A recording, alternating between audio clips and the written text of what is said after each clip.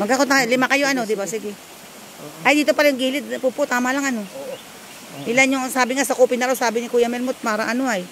Baka, ano nga pa nila. Asin yung sinasabi lang inaano ni Julieta. Ayun, yan daw ang kanya. Alin? Limuhon na yan. Paano pupunta dyan? Ay, kasama niya yung sapa? Walang sapa si Mel? Tanga yun.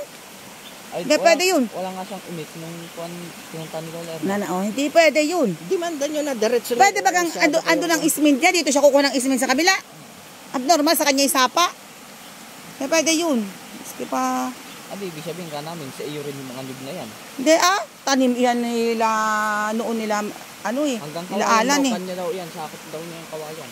Ano, hindi nga siya nagtaniman, hindi pwede yun. Andyan na mohon, no? Yung mohon na yan, may ismin pa yung pababa. Yung bimpo. Magpalit ka ng t-shirt kako, tapos ipalit mo yung inapamunas mo. Ito na, dalham ako ng, andun na ba sila, Jan? Andun na. Arnold? Oo. Andun? O, mamaya na pagtanghali, mag-tis-tis ka muna. Ipalit mo, itanggalin mo to, mag-t-shirt ka nung bago siya pamus mo. Sige na. Wala nang bimpo, kasi sabi ko bibili ng bimpo. Sino kasama ni Arnold? Si Ulyos. Dalawa lang sila? Oo, pati si Cha. Wala na sila, tatlo lang. Yung kadeta mo kuya, doon, sa inyo. Ayan pala yung sako. Ayan ang sinasabi ni... Ano bang apelido ni Julieta? Ano apelido niya? Hindi, nagpapagawa ako ng... Ano ang apelido ni Julieta? Hindi makakyat dito.